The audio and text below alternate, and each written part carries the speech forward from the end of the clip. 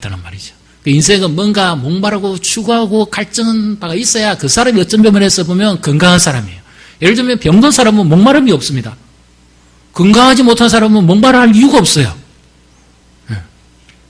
밥도 제대로 못 먹잖아요. 그분은 물밥을 먹고 살잖아요. 건강해야 목이 마르고 건강해야 음식을 찾고 건강해야 활동하고 건강해야 움직입니다. 돈에 대해서도 부분적으로는 우리는 목이 말라야 돼요. 그 자체가 목적이 되면 안 되죠. 이성도 목이 말라야 결혼하지, 이성에 대해서 아무 감각이 없으면 그 사람 결혼 못 합니다. 때가 되면 이성의 목마름이 자연히 나오게 돼 있어요.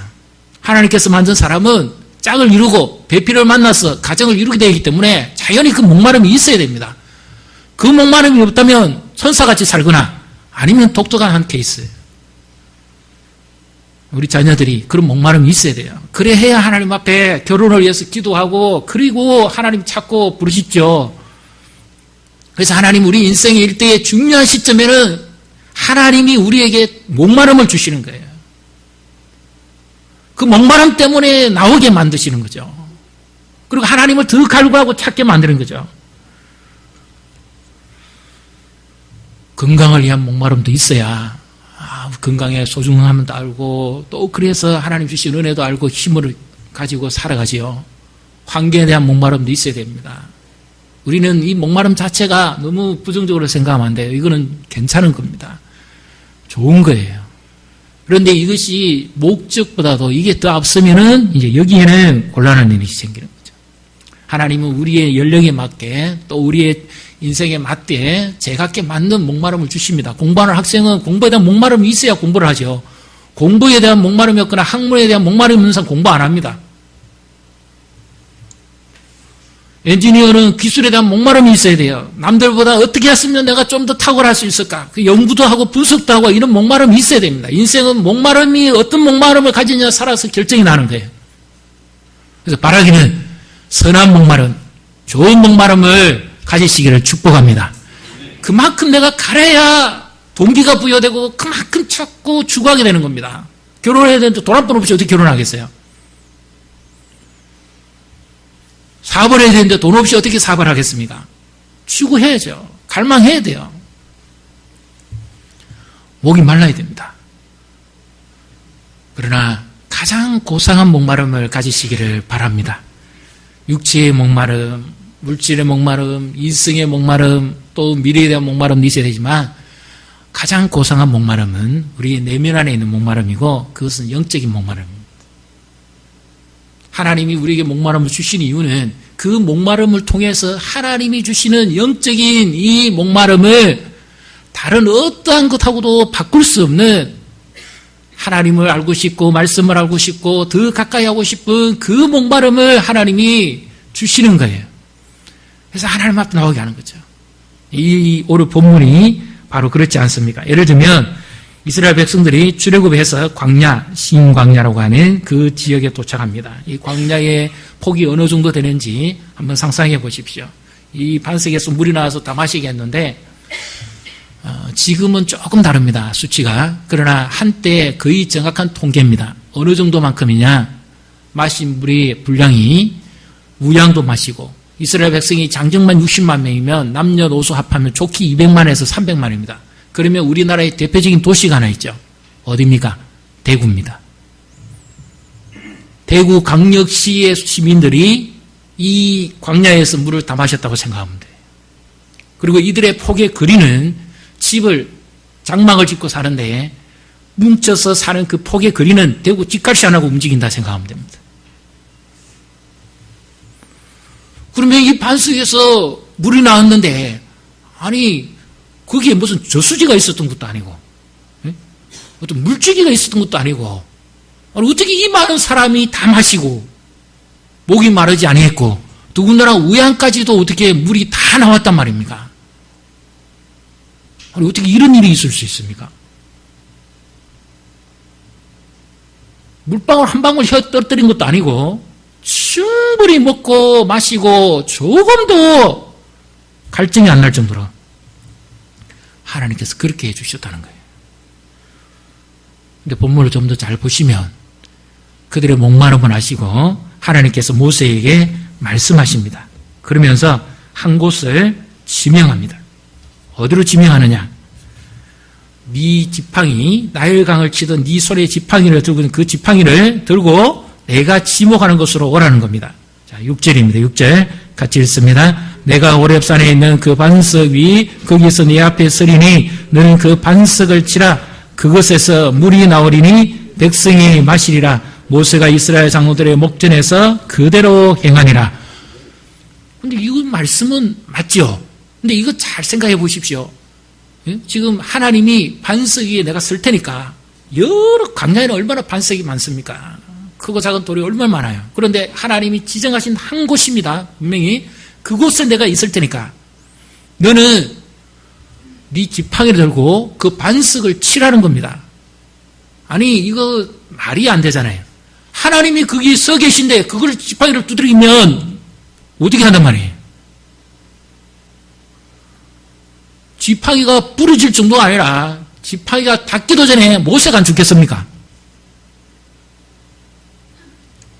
이거는 불경죄가 아니라 완전히 신성 모독도 아니고 이거는 당장 죽임이죠. 이건 살인입니다.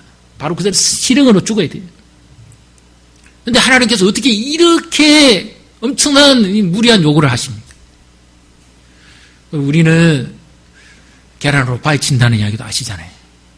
계란을 던지면 바위에 받치면 계란이 깨지지 바위는 끄떡도 안 합니다. 그럼 모세의 지팡이가 아무리 단단한지 모르겠지만 그 지팡이로 바위석을 때리면 지팡이가 부서지지 반석이 깨어진다는 것은 있을 수가 없는 일입니다. 그런데 하나님이 왜 이런 무리한 요구를 하십니까? 인간적으로는 도무지 할 수도 없고 해서도 안 되죠. 근데 하나님께서 모세에게 이렇게 하라고 하신 이유가 있습니다. 광야는 길도 없고 안내자는 하나님밖에 없습니다. 하나님이 인도하는 대로 가야만 목마름을 해결할 수가 있는 거예요. 하나님께서 그럼 미리 딱 이렇게 그런 물량을 다 준비해 놓고 그것으로 몰고 가셨느냐? 그건 아니에요. 그러면 누구든지 그건 두드리면 그 반석에서 물이 나와야 됩니다. 쉽게 말해서 그 반석에서 안반수가 쏟아져 나온 거 아닙니까, 지금? 이런 많은 분량이 어디에 있습니까? 지금도 이스라엘 가면 두드리면 안 옵니다. 없어요. 근데 하나님께서 왜 이 부분을 두드리라고 그러십니까? 이것은 사실 굉장히 두렵고 떨리는 마음으로 하지 않으면 도무지 이룰 수 없는 일입니다. 모세가 아무리 믿음이 좋아도 그렇지 어떻게 하나님을 두들겨 팹니까? 이건 도무지 있을 수 없는 일입니다. 그래서 이 본문에서는 하나님이 광야는 아무것도 먹을 것도 마실 것도 없는 이런 아무런 도움도 없는 바로 그런 지역이 광야죠. 불뱀과 정갈, 무서운 맹수들이 있는 것입니다. 그래서 이 광야를 또 다른 표현으로 이렇게 말합니다. 크고 두려운 광야. 이스라엘 백성들이 40년을 뺑뺑이 도는데 그 광야의 표현을 크고 두려운 광야라고 그래요. 그 지역은 엄청납니다. 한번 움직일 때마다 대구 시민이 움직인다고 생각해 보십시오. 그렇게 40년을 돌고도 뺑뺑이 도는 게 광야입니다. 인생이 얼마나 목이 마르겠어요. 얼마나 힘들겠습니까? 그런데 하나님께서 이들이 도무지 스스로 물통 가지고 온 것도 아니고 생수병을 가지고 온 것도 아닙니다. 하나님이 직접 그들의 목마름을 해결하시겠다는 거죠. 그래서 어떻게 합니까? 사람의 방법이 아닌 하나님의 방법을 합니다. 그 지팡이를 들고 나를 치라는 거예요. 그러면 반석에서 생수가 나올 것이라는 거죠. 네. 성경을 한번 찾아보겠습니다. 고린도전서 10장. 이 반석과 생수는 무엇을 의미하는지 성경을 한번 같이 찾아보도록 하겠습니다. 신약성경 274페이지입니다. 고린도전서 10장 2절부터 4절까지 우리 한번 같이 생각하시고 함께 읽도록 하겠습니다. 모세에게 속하여 다 구름과 바다의 세례를 받고 다 같은 신령한 음식을 먹으며 다 같은 신령한 음료를 마셨으니 이는 그들을 따르는 신령한 반석으로부터 마셨음에 그 반석은 곧 그리스도시라. 아멘. 지금 모세가 반석을 때린 이것은 도무지 인간적으로는 할 수도 없는 일이지만 이 일을 오셔서 하시는 분이 계시다는 겁니다. 모세 시대에는 광야에서 반석에서 생수가 나와서 그들을 해가려게 했지만 앞으로 오실 예수님은 모든 인생의 영혼의 갈증, 죄와 사망과 이 모든 것에서 벗어나지 못하는 인생의 이 목마름과 이 답답함을 예수님 자신이 반석이 깨어지는 것처럼 십자가상에서 자신의 몸을 쪼개서 거기에서 피를 흘려서 누구든지 이 피를 먹고 마시는 자는 영생을 얻고 다시는 가라지 아니하며 목마르지 않게 하시겠다는 말씀을 예수님 자신이 이루시는 것입니다. 바로 그 반석, 그것이 그리스도가 아니고요. 의미가 그렇다 그 말입니다. 만약 그래도 거기가 절하면 큰일 나잖아요. 예수님 오셔서 하실 역할에 관해서 말씀한 겁니다. 이스라엘 백성들을 광야에서 아무런 도움도 없고 희망도 없는 그 땅에서도 먹이신 하나님이 예수님을 보내셔서 예수님 자신이 이 땅의 인간의 모든 고통과 인생의 갈증과 이 답답함을 예수님 자신이 해결하시는데 이와 같이 먹고 마시게 하시겠다는 말씀이죠. 자, 또 성경 한번 더 찾아보십시다. 요한복음 6장 53절, 54절, 55절까지 신약성경 154페이지입니다. 요한복음 6장 53절, 54절, 55절 같이 읽습니다. 예수께서 이르시되 내가 진실로 진실로 너희에게 이르노니 인자의 살을 먹지 아니하고 인자의 피를 마시지 아니하면 너희 속에 생명이 없느니라. 내 살을 먹고 내 피를 마시는 자는 영생을 가졌고 마지막 날에 내가 그를 다시 살리리니 내 살은 참된 양식이요 내 피는 참된 음료로다. 아멘. 이 말씀도 사실 우리가 참 대하기 두려운 말씀이에요. 왜냐? 예수님의 살을 우리가 어떻게 먹어요? 그 예수님의 피를 어떻게 먹습니까? 그래서 초대교회 때는 성찬식을 할 때 저들이 숨어서 인육을 먹는다. 그래서 굉장히 또 핍박도 받았어요. 야만인인가 보다. 그 의미가 아닙니다.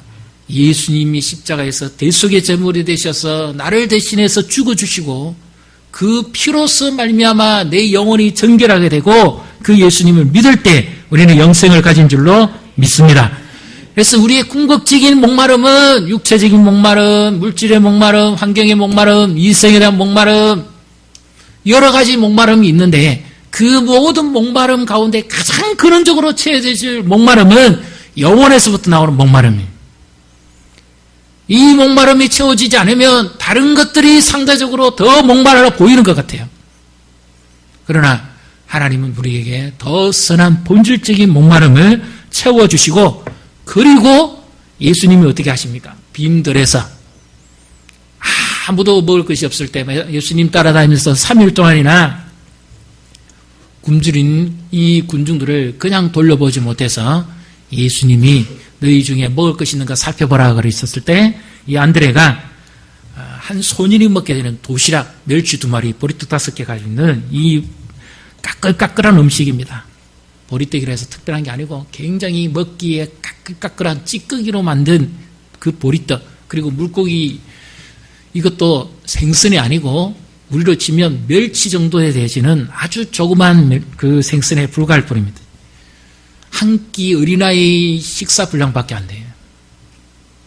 그런데 그것을 가지고 하나님께 축사하시고 예수님이 그 배고른 무리들을 먹이시는 거죠. 빈들에 어떤 도움이 있습니까? 빈들에는 아무런 도움도 없어요. 우리 인생이 광야와 같잖아요. 때로는 모든 것이 풍족한 것 같지만 어떤 부분에 있어서는 우리는 굉장히 광야와 같이 부족하고 메마른 인생이에요. 아무도 나를 도와줄 자가 없습니다. 그럴 때 누가 내 인생을 채워주고 해결시켜 주시느냐? 바로 예수님이 빈들에서 5,000명을 먹이신 것처럼 내 인생의 굶주린 영혼의 배를 채워주시고 우리 인생의 답답함과 문제와 이 광야 같은 문제를 예수님이 채우시고 해결해 주실 줄로 믿습니다. 그래서 예수님이 신령한 음력을 하는 거예요. 먹고 마시며 힘을 얻고 기운을 차리게 하는 거죠. 예수님이 요한복음 4장에 사마리아 수가성에 나온 한 여인도 보면 그러잖아요. 그 여인이 무엇이 없어서 그렇게 목마릅니까?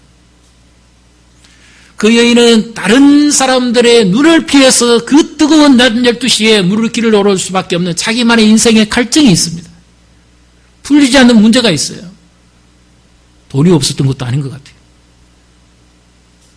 그러나 그 영혼의 깊은 곳에서 채워지지 않는 이 영혼에 대한 갈증만큼은 세상 어떤 것을 주고도 채워지지 않는 거예요. 그래서 예수님이 그 여인에게 자기 자신을 주시잖아요. 내가 주는 물이라는 것은 뭡니까? 내 생명을 내가 준다는 것 말이죠. 내가 주는 물을 먹는 자는 영원히 목마르지 아니할 것이고 다시 가라지 않을 것이고 그 속에서 영생하도록 솟아나는 샘물이 될 것이다. 우리 성도님들은 얼마나 목이 마르십니까?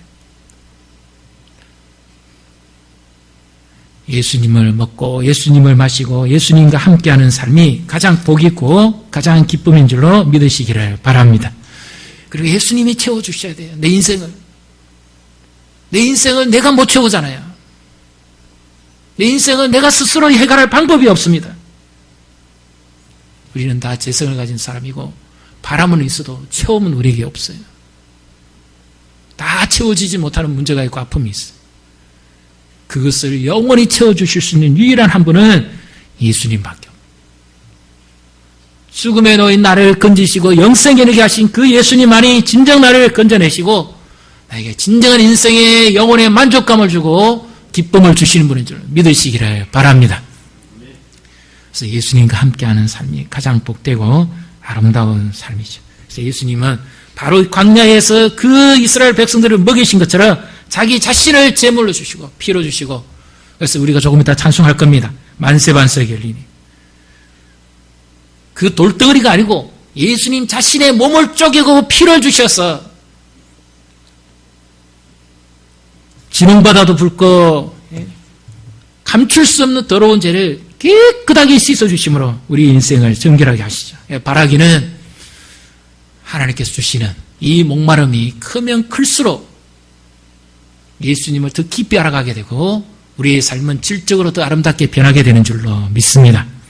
그래서 시편 42편 보십시오. 시편 기자가 어떻게 고백합니까? 하나님이여 목마른 사심이 시냇물을 찾기에 갈급한 같이 내 영혼이 주를 찾기에 갈급하나이다. 다윗이 얼마나 인생이 갈급합니까? 사울이 자기를 죽이려고 군대를 특수부대를 가지고 오는데요. 빈 광장에 자기는 숨을 데도 없고 도와줄 자가 아무도 없습니다. 그런데 이 다윗이 고백하기를 내가 지금 내 생명의 경각간에 놓여있는 이것보다도 내가 더 찾는 것은 목마른 사슴은 특징이 있습니다. 짐승에게 쫓겼을 때 사슴은 특징이 더운 피를 가진 짐승이기 때문에 물을 빨리 마시지 않으면 그 죽음의 고통을 못 이깁니다. 제일 괴로운 거예요. 헐떡헐떡헐떡 하면서 도무지 못 견딥니다. 그래서 사슴이 마지막으로 하는 것이 있어요. 앞발을 가지고 물줄기겠다고 생각되는 것을 막 파냅니다. 죽을 힘을 다해서 파내요. 그래서 그게 물이 나오면 살고 물이 안 나오면 죽는 거예요. 그런데 그 죽음이 목마름이 얼마나 고통스러운지 자기가 스스로 자기 머리를 쳐박고 죽어버립니다. 그만큼 힘든 거예요. 우리 인생에도 그렇지 않습니까? 지금 우리 성도님들은 어떤 갈증이 있습니까? 이것을 견디는 것이 얼마나 힘들어요. 얼마나 답답하고 얼마나 목마르고 얼마나 지칩니까?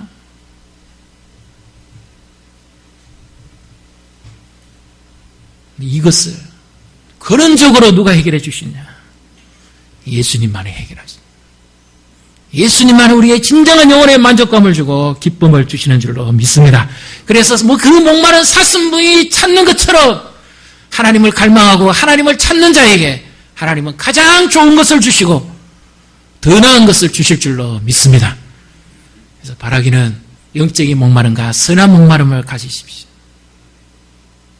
이것을 가지고 하나님 앞에 나와서 기도하십시오. 그리고 저도 소원하기는 하나님께서 우리 인생의 중요한 기회에 어떤 은총을 베풉니다. 근데 그것은 내가 기대했던 바도 아니고 내 힘으로는 도무지 얻어질 수도 없는 부분이에요. 근데 하나님께서 은혜를 베풀면 그런 일이 현실로 나타납니다. 이런 경우가 있는가 보십시오. 내가 여기를 놓치면 내 평생에 후회하겠다고 싶은,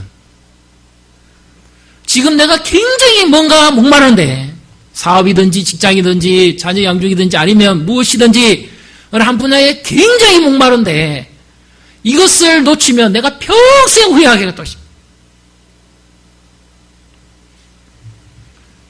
그래서 두고두고 내가 그것을 놓치지 않고 반드시 도전을 해서 하나님이 주시는 은총을 내가 잊기를 원하는 그런 일들이 많이 생기지기를 축복합니다. 하나님께 구하고 매달리십니다. 놓치면 평생 후회할 거 아닙니까? 그런데 하나님께서 내게 목마름을 주시고 추구하게 하시고 칼망을 불러일으켜 가지고 계속 그것을 찾게 만들고 구하게 만드는 겁니다. 그래서 하나님 앞에 나왔을 때 그것이 사람이든지요, 이 사람을 놓치면 내가 평생 후회하겠다 싶으면 어떻게 해야 됩니까? 이 사업권을 놓치면 내가 평생 후회하겠다 싶으면 어떡하겠어요?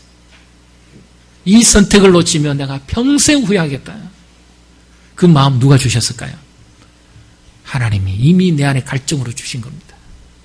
그래서 이것은 은혜로만 채워지고 하나님께서 이런 연약한 우리를 도우시기 위해서 하나님 인생에 목마름을 주시는 줄로 믿으시기를 바랍니다. 평생에 후회할 이 목마름 누가 줍니까? 그래서 지금 나로 하여금 찾으라는 거예요. 그래서 그 도전하게 만드는 거예요. 우유부단한 사람도 성격이 담대하지 못한 사람도 하나님이 주신 이 목마름을 가지게 되면 도전하게 돼 있어요. 하나님 주신 목마름이 내 인생을 송두리째 뒤집어 놓습니다. 내가 도무지 그 목마름 때문에 내가 주체를 못하는 거예요. 그래서 하나님 우리의 선한 길을 그렇게 여시고 우리 인생의 목마름을 그렇게 해결해 가시고 하나님께서 우리 인생의 가장 결정적인 도움을 우리 안에 영적인 목마름으로 하나님을 계속 추구하게 하고 바라보게 하고 그리고 우리 현실 가운데서도 이 목마름으로 채워서 예수님 붙잡고 승리하게 하실 줄로 믿습니다. 여러분, 그래서 이제 가을입니다. 그래서 바라기는 우리 교회도 저도 그랬어요. 하나님께서 은혜를 베풀려고 하실 때 정말 이런 마음이 간절하게 일어나는 거예요. 이거는 내가 하는 일은 아니지만 하나님께서 반드시 나를 위해서 준비하신 것이고 이 목마름 때문에 하나님을 더 알아가게 하고 하나님을 더 사모하게 되고 하나님 앞에 더 나오게 합니다. 그래서 하나님께서 생각지도 아니한 방법으로 은혜를 베풀고 인생을 바꾸고 삶을 승리하게 하고 풍요롭게 하고 윤택하게 하시는 줄로 믿으시기를 바랍니다. 우리 교회가 이와 같은 하나님의 목마름으로 가득 차고 돈도 목마르고 이성도 목마르고 학문에도 목마르고 기술에도 목마르고 여러 가지 현실에도 목마릅니다. 그러나 그 모든 것 위에 가장 대표적인 목마름, 하나님을 찾고 갈구하는 이 목마름으로 이 모든 인생을 채우시고 승리하시기를 주님의 이름으로 축복합니다.